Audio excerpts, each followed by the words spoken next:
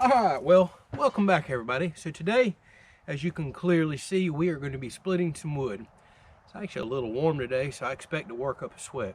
So I took some of y'all's advice on one of the last splitting videos. I just started using the IBC totes. This is actually the second one I've ever filled. And one complaint I had, although I love the IBC totes, don't get me wrong, but one complaint I had was when you first start filling them, it's a lot of bending over and stacking your wood. So a lot of y'all made the comment, just leave it on your tractor forks till you get it filled up a row or two high, starts getting a lot of weight, then put the tote down on the ground and, take off with your tractor. So that's exactly what I'm gonna do today. I'm trying to set myself up to be very efficient. I got a wood pile right here, although I have wood scattered everywhere, so I will be a little inefficient grabbing some stuff instead of going back, getting root rake and pushing all into a pile. But we'll see how far along I'll get. I have a mixture of some oak and cherry here. Cherry, as y'all probably know by now, is one of my favorite woods. So I'm just going to go ahead and kind of stack this up. This is probably one of my personal use totes next year, or I may sell this. I mean, cherry and oak mixture is a really good mixture to have. But it's pretty much that simple. If you watched the last video where I modified my log splitter, I've got this new mechanism that automatically kicks this out on return to give me a much shorter stroke and really speed up my cycle time. So I'm going to be testing that out really well today. I should make hundreds of cycles here.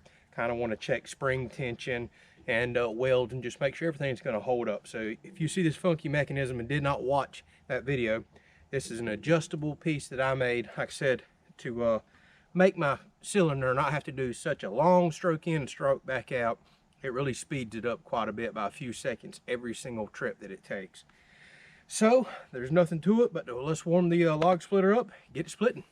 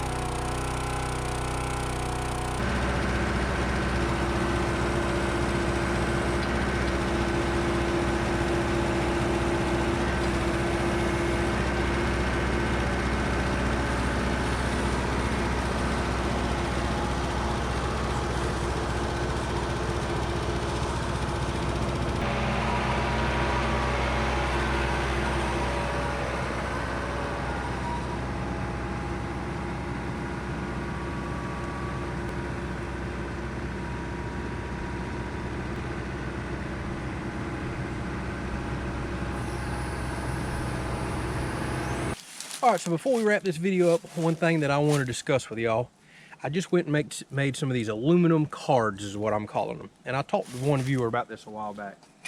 Tiffany always says I'm full of useless information. I always get a kick out of that. And I'll admit, I like knowing things that really, do you really want to know? I don't know, I'm intrigued by numbers. So what I'm gonna start doing on these cards is writing the date that I cut some wood, the type of wood, and the moisture content when I started.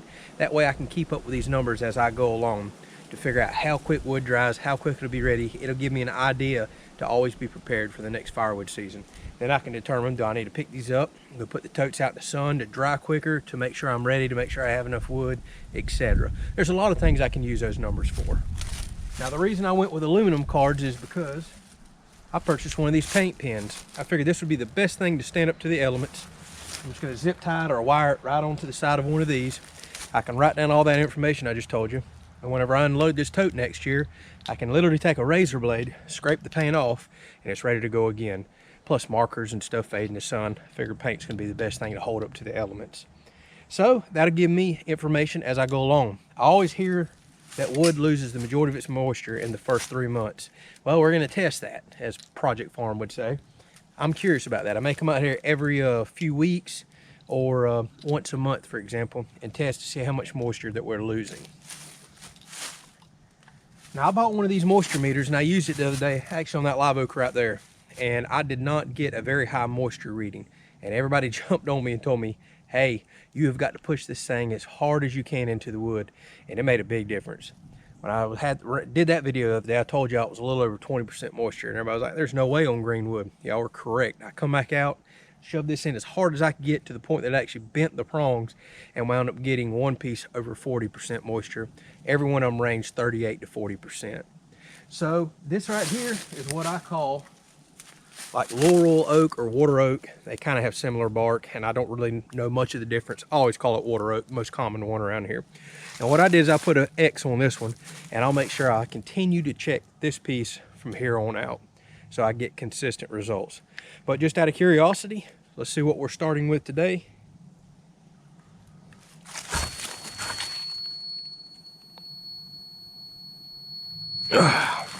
Pushing about as hard as I can, 34.4% moisture. This tree's actually been on the ground about 4 months by the time I went and cut it. So that makes sense that it's got a little bit lower moisture content. So 34.4, that's what I'll write on the card. We know to continually check this piece for consistent results. Some of y'all may be interested in this data. Some of y'all may be laughing at your computer screen right now going, this crazy guy, why the heck does he want to know all this? Now, I just split this live oak last week, I think it was. It already feels lighter and dry to me, even back here in the shade. I don't remember the exact piece I tested, but we'll check this one just to see out of curiosity. And I'll put an X on it, start checking it from here on out. Hard as I can, here's what's interesting. 26.4% moisture. I don't see how on earth it's already lost that much. I'm gonna try to dig one more piece out, this a few pieces under right there and a little denser, see what kind of moisture reading I get on that. Otherwise, that's crazy if it's already lost that much moisture in a week. And it has been relatively warm the last 2 days.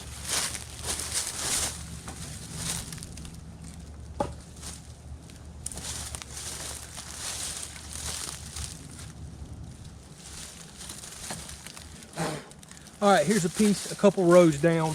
It already feels wetter to the touch. Let's see.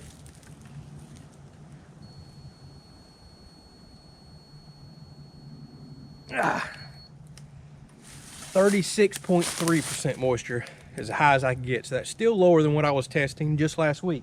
Now, I'm sure if I kept digging on down to the center of the rack, I'd be able to tell there. Obviously, what's up on top, it's going to dry quicker. That's just the way it is. I'm not going to sit here and dig to the center of the rack every time. But again, just for consistency, I'll always leave a piece on top. I'll check it every so often, just out of curiosity. And if y'all want to know these numbers, let me know. I'll start including it in videos. So I'll go ahead and put a little yellow X on this one right now.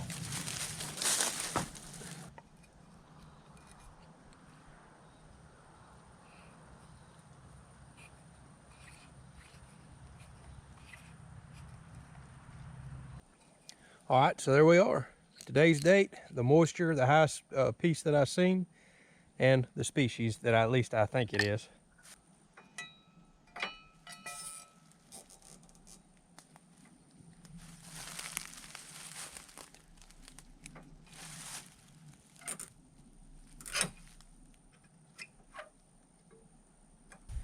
All right, well, as y'all just seen, the mechanism is working excellent. In the last video, I had an issue to where there was enough spring tension on here, it was kicking the handle out every now and then when I put it all the way back. Today, I stretched the spring out first thing before I started splitting. Not one single time today did the handle kick out doing a whole third of a cord. So it looks like it's stretched properly.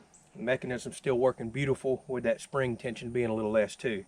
So very happy with it. I don't see nothing bending, breaking, out of shape, and like I said, it takes the stress completely off the splitter, so I'm very happy that I did that. As y'all can see, it's later in the afternoon now. I went and ate lunch, let it cool off. I think I'm going to split a little bit more here this afternoon, try to fill up another tote, clear out some of this behind me, because I've still got another load of trees to go pick up. I'm trying to be a little more efficient with a design like this, get production up, but I'm still struggling. As y'all have seen, there's things I can do like double stacking splits, flipping them over and trying to bust 3, 4, 5, 6 pieces at a time. I'm starting to trigger on that, starting to do some of that. It's kind of a mental thing, and I have a little bit of OCD. If you watch the channel more than, I don't know, 1 week, you've probably noticed that, and I really like my pieces to be consistent. That's something I might have to get over in order to speed production up. So now my cycle time's a little quicker. I'm gonna start triggering more and more. Y'all constantly remind me, you know, stack your split, split more, you know, put them over in the tote and get on about your business. So with all those little things, that'll help increase my bottom line and maybe splitting a little quicker. But at the end of the day, the thing that I enjoy the most is just getting outdoors, getting my mind clear, running a chainsaw, running a splitter, and I absolutely love it. There's no other place I'd rather be than down here. So thank y'all so much for watching. If you have any comments, questions, concerns, or criticism, that's what the comment section's for. Just drop it down there, and I'll be sure to get it answered for you. We'll catch you on the next video.